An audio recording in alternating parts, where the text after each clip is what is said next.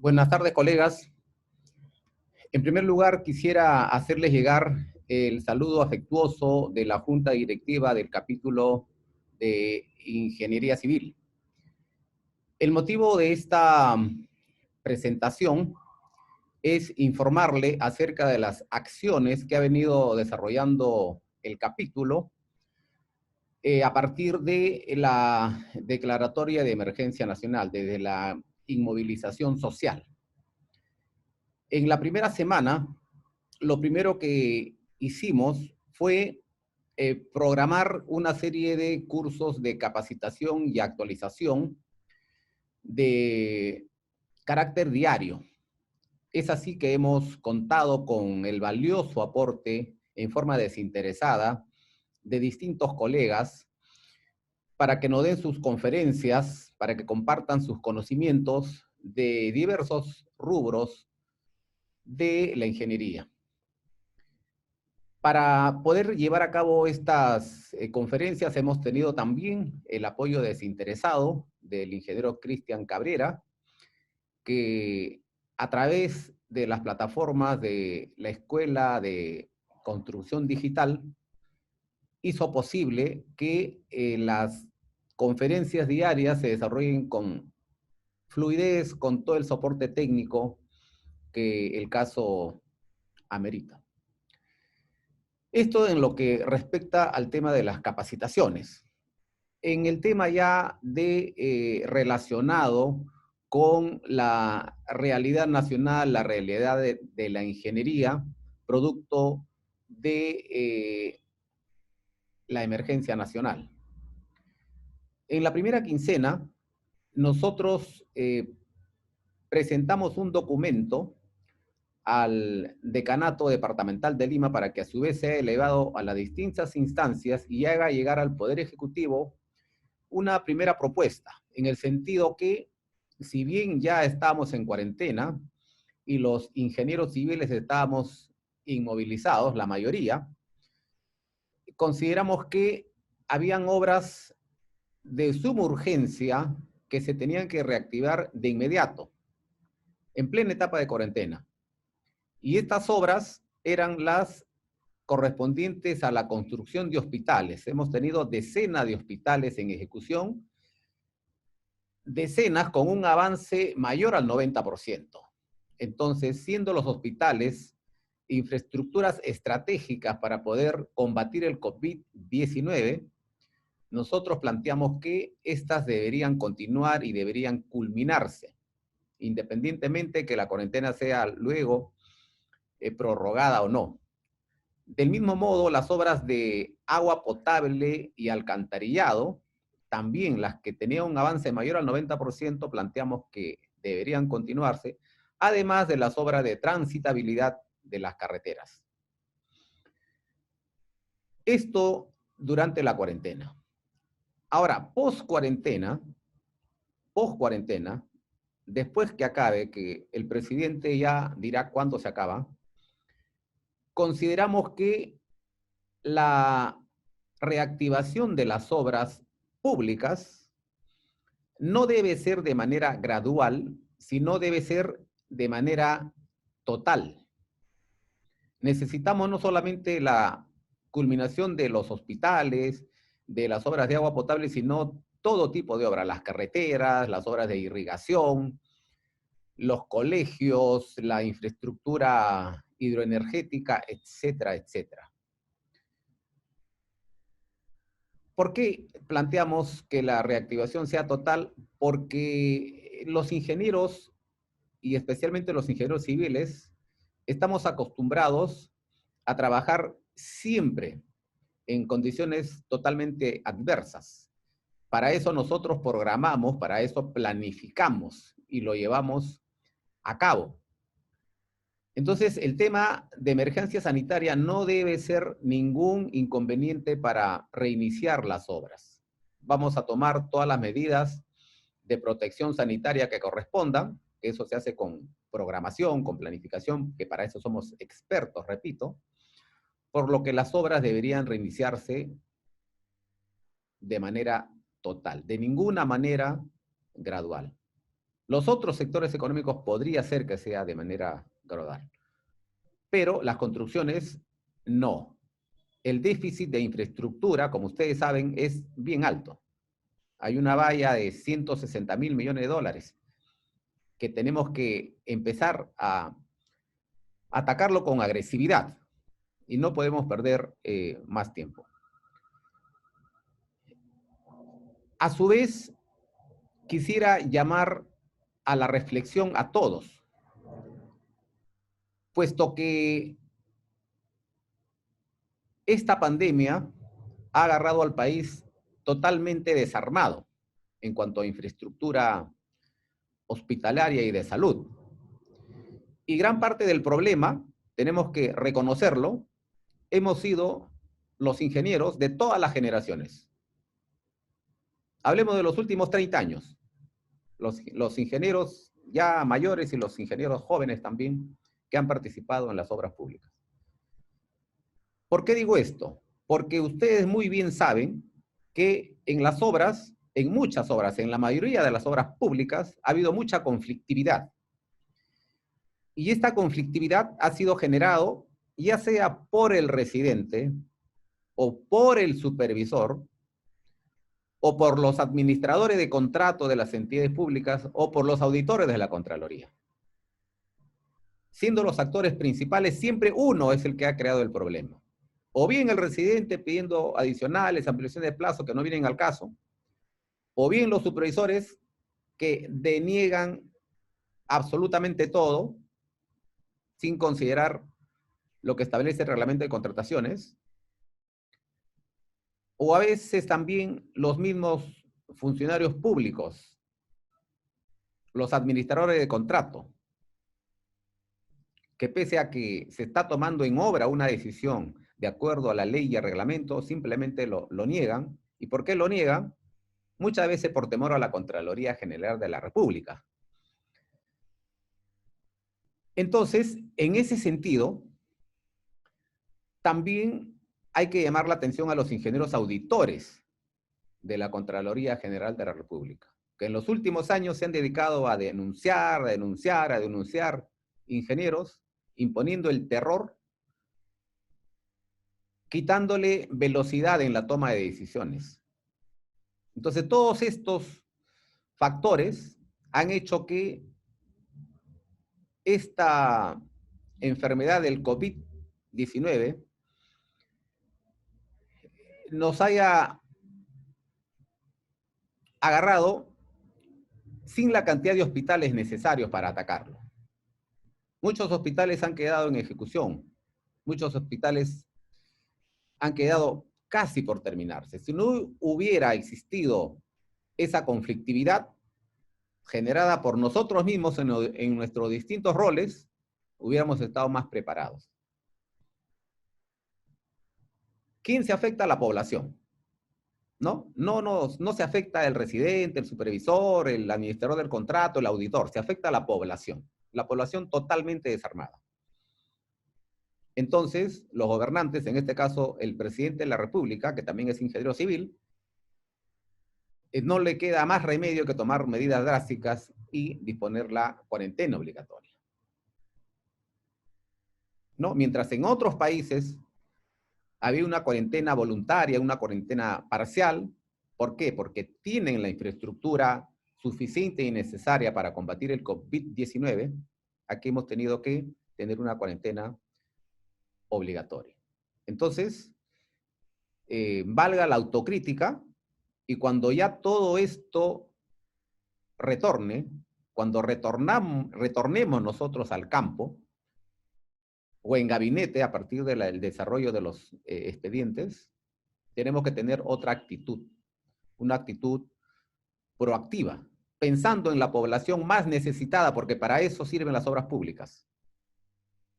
Evitar la conflictividad, ajustarnos a lo que dice la ley y el reglamento. Por otro lado, también tenemos que pensar en cambiar muchos artículos de nuestra ley y reglamento de contrataciones del Estado. Nosotros, esta junta directiva, que está trabajando desde el 1 de enero del 2019, hemos tenido como eje principal en plantear normativas para acelerar las inversiones. Hemos sido conscientes que el déficit de infraestructura es muy alto.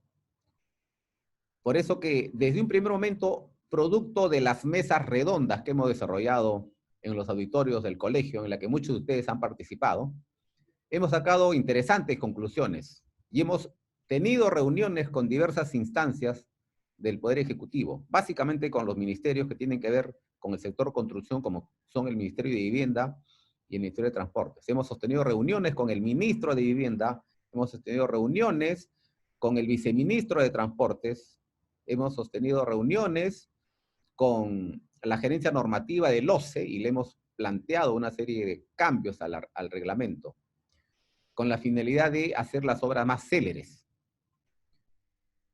Son diversos cambios que hemos planteado, pero quisiera resumir en lo más significativo, en lo más grave. Hemos planteado, por ejemplo, que el tema de los estudios de preinversión, que actualmente la buena pro se da a las propuestas económicas más bajas, que en muchos casos llegan al 60, 70%, ese es un gran problema. Por debajo del valor referencial, un estudio siempre va a ser deficiente. Nosotros hemos planteado a todas las instancias que se debería limitar también la baja a un 90%, tal como existían esos límites para las obras y para las consultorías de obras. El otro factor que también lo hemos discutido ampliamente y conversado con las diversas instancias del Ejecutivo ha sido el tema de la problemática de los estudios definitivos. Hemos planteado nosotros que se cambie la modalidad de entregables. Es dañino el tema de los entregables en el Perú. ¿Por qué es dañino? Porque para cada entregable hay observaciones y observaciones y observaciones. Nunca se terminan de levantar las observaciones. Un estudio que debería terminarse en 8 meses llega a culminarse en 3 años, en 4 años. Y es una realidad que todos lo saben. Con eso no estamos atacando el problema del déficit de infraestructura, con eso lo estamos agravando. Ante eso nosotros hemos planteado, inclusive hemos presentado un proyecto de ley para que se implemente supervisiones permanentes en tiempo real. Mientras el equipo del proyectista principal está desarrollando los estudios de campo, los diversos estudios de campo, está la supervisión permanentemente y dando las aprobaciones en tiempo real, mediante un cuaderno de estudios, de la misma forma que un cuaderno de obras. De tal forma que si el estudio, el expediente técnico, debió terminarse en 8 meses, en 8 meses se termina debidamente aprobado. Todas las observaciones se van corrigiendo en el camino, así como en una obra. Ese proyecto de ley todavía está por aprobarse, pero es necesario. No podemos tener estudios definitivos que duren 3, 4 años, cuando su duración primigenia, según el contrato, eran 8 meses, por ejemplo. Otro gran problema que impide la celeridad de las inversiones en obras públicas es el tema de la libre disponibilidad de los terrenos. Siempre, en todo tipo de obras, sobre todo las obras longitudinales, como son las carreteras, las obras de irrigación, las obras de agua potable y alcantarillado, siempre tenemos distintas interferencias de predios con los diversos componentes de la infraestructura. ¿Qué dice la actual normativa? Que la responsabilidad de la liberación de los terrenos es del Estado. ¿Qué hemos planteado nosotros? Que la responsabilidad debe trasladarse al contratista. Con eso nos evitamos ampliaciones de plazo y sobre todo evitamos el reconocimiento de gastos generales, que va en contra de la población. ¿De acuerdo? ¿De qué manera se traslada la responsabilidad al contratista? Obviamente mediante un pago que debe estar incluido en el presupuesto de la obra. ¿Por qué? Porque muchas veces en los estudios definitivos se hace un expediente de liberación de terrenos, pero al momento de hacer el estudio tenemos una realidad. Cuando empieza la obra tenemos otra realidad. Generalmente las obras empiezan después de 3 o 4 años que se terminó el estudio definitivo y muchas cosas cambiaron. Entre ellas aparecieron nuevos predios que interfieren con los distintos componentes del proyecto. Entonces, esos nuevos componentes deberían ser asumidos en una partida como un mayor metrado. Si en el estudio definitivo ya se definieron los costos para la liberación, por ejemplo, de una vivienda o de un terreno de cultivo, y en el campo encontramos mayores números de predios, entonces si hay una partida, se le paga al contratista como mayores metrados. Y nos evitamos el problema de las ampliaciones de plazo. El contratista lo va a poder solucionar más rápido que el Estado. El Estado, ustedes muy bien saben que es muy burocrático.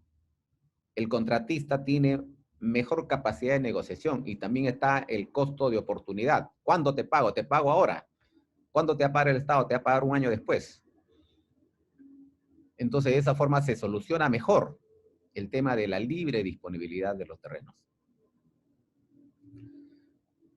El otro punto que es necesario también combatir, y lo hemos discutido en los distintos foros, en nuestros auditorios, en el famoso auditorio C, en la que muchos de ustedes han participado, es el tema de las excesivas penalidades en los contratos de obras. Y no solamente en los contratos de obras, también en los contratos de los estudios definitivos. En las obras tenemos el absurdo que además que el contratista tiene que ofertar el 90% del valor referencial para que gane, ya tenemos un 10% menos, resulta que en el contrato tenemos penalidades hasta del 10% por mora y hasta del 10% por otros conceptos distintos a mora.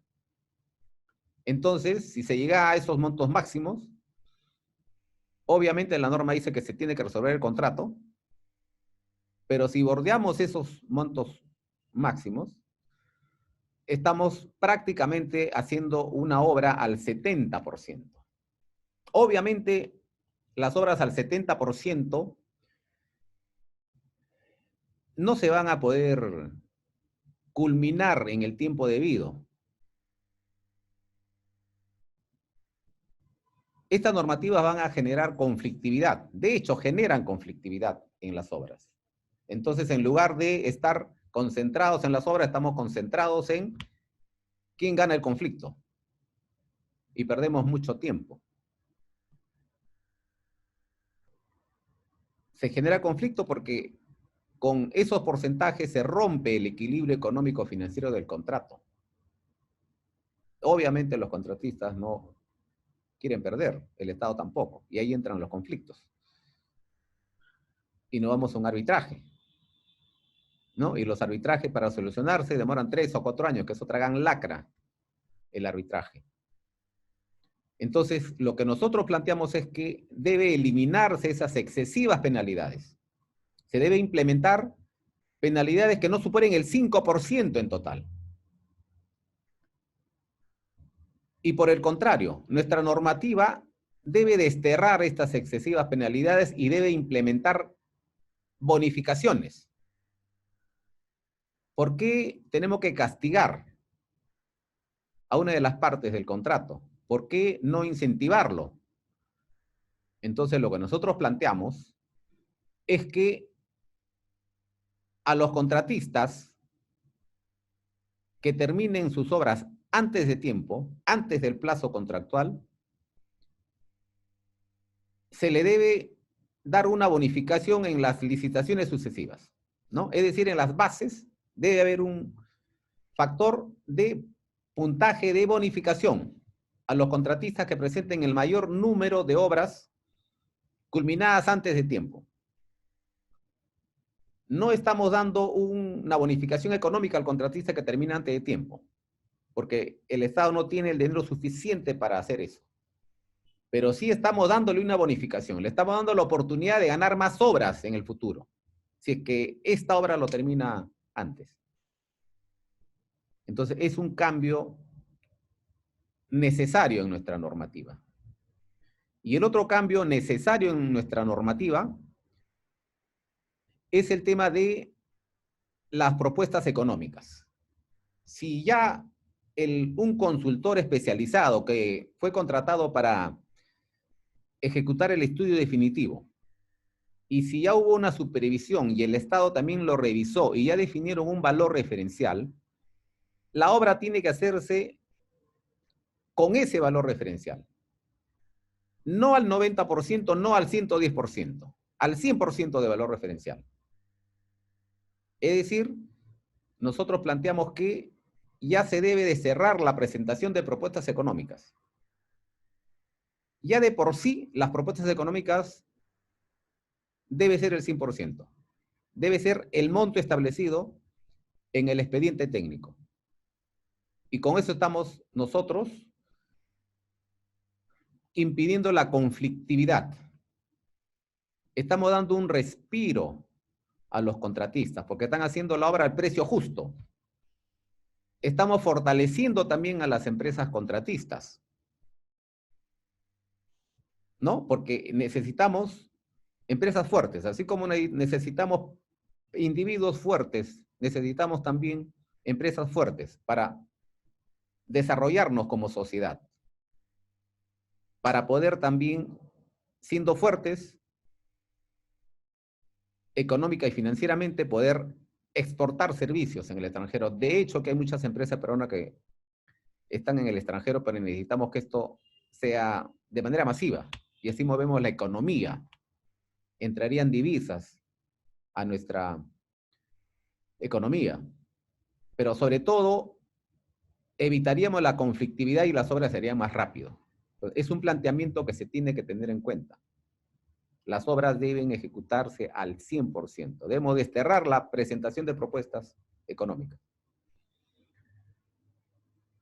El otro punto importante a la luz de la realidad que nos ha demostrado el COVID-19 es que los proyectos debemos hacerlo más rápido, ¿no? Debemos reducir las conflictividades y uno de los aspectos, además del tema de cambiar la modalidad de entregables, es que en los estudios definitivos, a nivel de los proyectos, ya tenemos que empezar con el BIM. Es necesario, no podemos esperar hasta el 2030 como dicen las actuales normativas. El BIM tiene que ser obligatorio en las obras del Estado de aquí a 3 años. Que en lo que resta de 2020, 2021 y 2022, todos los ingenieros nos capacitaremos en los distintos roles, modeladores, supervisores, coordinadores, gerentes, BIM, pero no podemos esperar al 2030. En las capacitaciones que hemos dictado, que en promedio el 25% han correspondido al BIM, se ha explicado ya al detalle la importancia de este mecanismo, que en los países desarrollados ya lo usan. Entonces, ¿por qué nosotros tenemos que esperar hasta el 2030? Y no solamente es porque ya ha ocurrido este tema del COVID-19, la emergencia sanitaria, sino desde antes de esto, el capítulo de Ingeniería Civil ya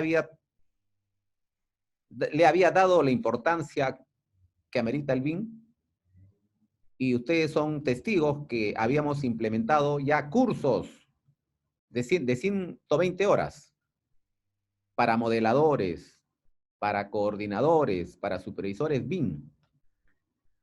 Cursos que se tenían que empezar ya, muchos ya pagaron la inscripción, pero este tema de la inmovilización social ha impedido y vamos a tener que ahora reanudarlo de manera virtual, pero a lo que voy es que nosotros como capítulo siempre hemos sido conscientes de la importancia de esta metodología, a tal punto que también haciendo un esfuerzo, tocando diversas puertas, logramos nosotros un sponsor para que financie la inscripción y el viaje y la estadía de 2 ingenieros civiles para que puedan participar de manera gratuita en el Congreso Mundial de BIM que se iba a llevar a cabo en mayo en Barcelona.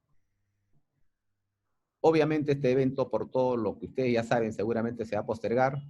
Queda pendiente todavía ese ofrecimiento para los ingenieros, pero el capítulo siempre le he dado importancia a este tema y lo que ahora decimos es que ante esta realidad, ante este problema sanitario, tenemos que ahora adelantarlo. Ya no esperar hasta 2030, sino adelantarlo. Consideramos nosotros que al inicio de 2023 ya tenemos que tener un ejército de especialistas BIM. El otro rubro importante y que siempre le hemos promovido también es el tema de la Junta de Resolución de Disputas. El arbitraje se convirtió en una lacra. ¿De acuerdo? No solamente los árbitros laudaban en 3 o 4 años, retardando la culminación de una obra, por lo tanto. No solamente ocurrió eso, sino también ocurrieron actos de corrupción, se vendían laudos. Ya ustedes saben que muchos árbitros están siendo enjuiciados por ese tema.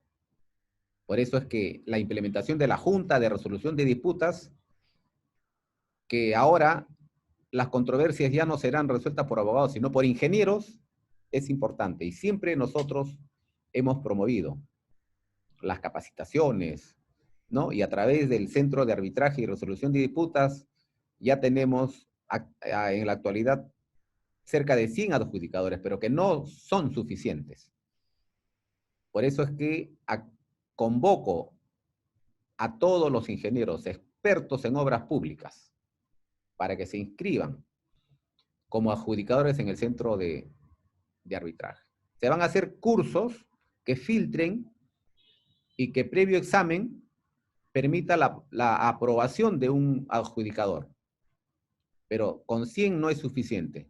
Ustedes saben que a partir de este año es obligatorio para obras mayores a 20 millones de soles la implementación de la Junta de Resolución de Disputas. Entonces queda como tarea para ustedes, para los expertos, seguir capacitándose y seguir inscribiéndose para tener un ejército de adjudicadores. Ya se ha demostrado, ya tenemos una primera experiencia que es la irrigación a mojado. Varias controversias han sido resueltas en 60 días, en un promedio de 60 días.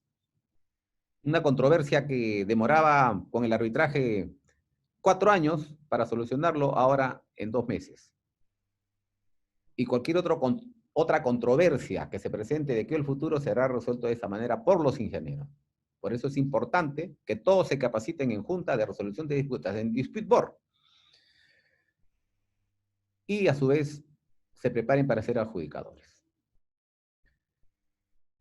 El otro rubro importante, a la luz de lo que ya nos ha ocurrido, con este tema de la emergencia sanitaria que nos ha agarrado totalmente desarmados en cuanto a infraestructura, es el tema de la Contraloría General de la República. Nosotros consideramos que se debe reorganizar el área de ingeniería de la Contraloría General de la República. ¿Por qué? Porque los auditores acusan y acusan, pero sin ningún fundamento. Y sin tener la preparación y sin tener la experiencia necesaria. Resulta que un determinado proyecto, una determinada obra, al jefe de proyecto, al residente, al supervisor, a todo su equipo, se les piden unas vallas bien altas, pero viene un auditor que no llega ni al 10% de esas vallas y empieza a acusar a diestra y siniestra a los expertos. Un inexperto acusando a expertos. Y esto debe acabar, porque estos inexpertos acusan también sobre todo a los funcionarios públicos y los funcionarios públicos entran en pánico. Y pese a tener el reglamento a su favor, lo niegan porque quieren evitarse el juicio de los auditores de la Contraloría General de la República. Entonces, la actitud de los auditores también tiene que cambiar. Y para eso pedimos la reorganización de la Contraloría General de la República. No debe ser un ente inquisidor. Nadie niega su rol de fiscalización y su rol auditor, pero no se debe llegar a excesos. No se debe acusar por acusar. No es buen auditor aquel que acusa más. Buen auditor es aquel que hace su auditoría de manera justa y objetiva. Entonces, colegas, ahora que ya se van a reiniciar las obras, reflexionemos todos, los cambios normativos los impulsaremos nosotros, los directivos del colegio, pero hay muchas actitudes que tienen que cambiar y eso no depende de ninguna norma, eso depende simplemente de la voluntad de ustedes. Ahora que ya retomemos a las labores, tenemos que entrar con todo, a terminar las obras lo más rápido posible, a terminar los expedientes técnicos lo más rápido posible, con la calidad, obviamente, esperada. La población necesitada, nuestra población más humilde, que es la que va a utilizar esas obras, nos lo va a agradecer. Pensemos en ellos. Seamos más rápidos, seamos más justos, seamos más solidarios. Ese es el gran reto que tenemos de aquí en adelante. Muchas gracias.